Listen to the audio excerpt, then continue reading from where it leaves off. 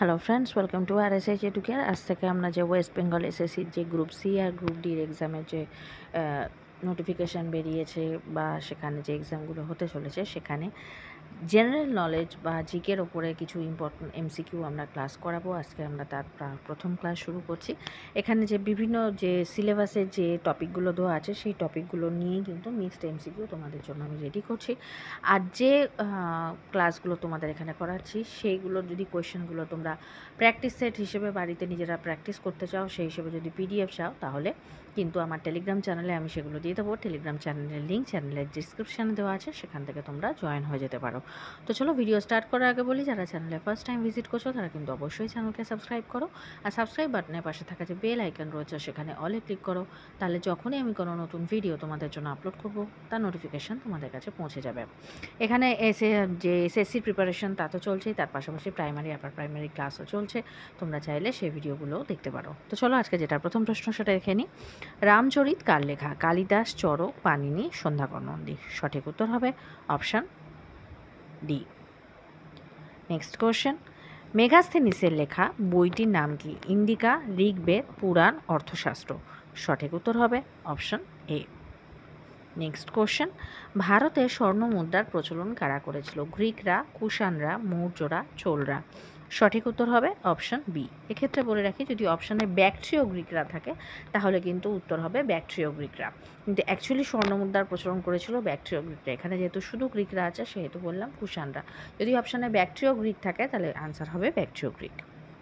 Next question, গুপ্ত যুগে স্বর্ণ মুদ্রা কী নামে পরিচিত ছিল? শতনাম, মোহর, দিনার, বরাহ। সঠিক উত্তর হবে option C. Next question, Buddhacharita কার লেখা? বসুমিত্র, নাগার্জুন, অশ্বঘোষ, নাগসেন। সঠিক উত্তর হবে অপশান সি।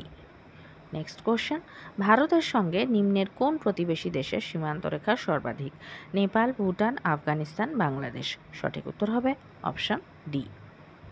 নেক্সট কোশ্চেন, নিম্নলিখিত কোন রাজ্যের সাথে পশ্চিমবঙ্গের সঙ্গে সর্বাধিক দৈর্ঘ্যের সীমান্ত আছে? ঝাড়খণ্ড, বিহার, ওড়িশা, মধ্যপ্রদেশ। সঠিক উত্তর হবে অপশান এ। নেক্সট কোশ্চেন, নিম্নলিখিত কোন শহরটি সর্বাপেক্ষা উত্তর অক্ষাংশে অবস্থিত? পাটনা, এলাহাবাদ, পাঁচমারি, আমেদাবাদ। সঠিক উত্তর হবে অপশান এ। নেক্সট কোশ্চেন, পক প্রণালী ভারতকে কোন দেশ থেকে বিচ্ছিন্ন করেছে? পাকিস্তান, চীন, শ্রীলঙ্কা, মালদ্বীপ। সঠিক উত্তর হবে অপশান সি। নেক্সট কোশ্চেন, 3 বিঘা করিডোর সংযোগ করেছে ভারত ও কোন দেশকে? পাকিস্তান, চীন, ভুটান, বাংলাদেশ। সঠিক উত্তর হবে option D.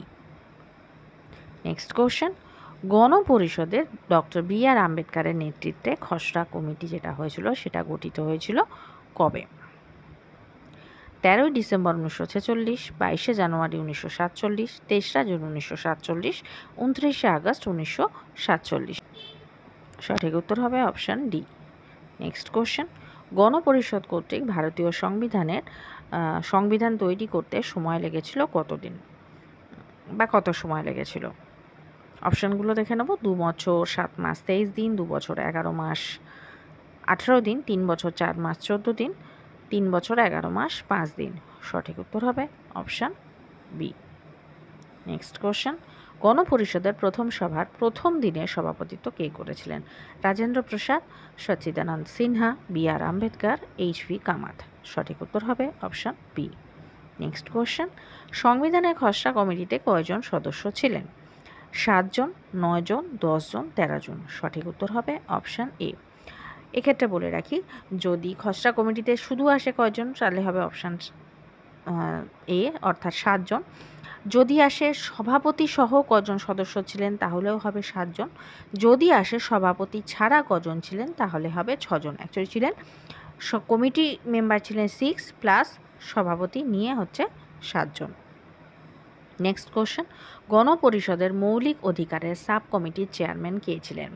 Rajendra Prasad, Ambedkar, J B Kripalani, Gopinath Bardaloi. সঠিক উত্তর হবে অপশান সি। নেক্সট কোশ্চেন, পক্ষী সম্বন্ধীয় বিজ্ঞানকে কি বলা হয়? Pomology, zoology, geology, ornithology. সঠিক উত্তর হবে অপশান ডি। নেক্সট কোশ্চেন, সমুদ্রের গভীরতা মাপার জন্য কোন যন্ত্র ব্যবহার করা হয়?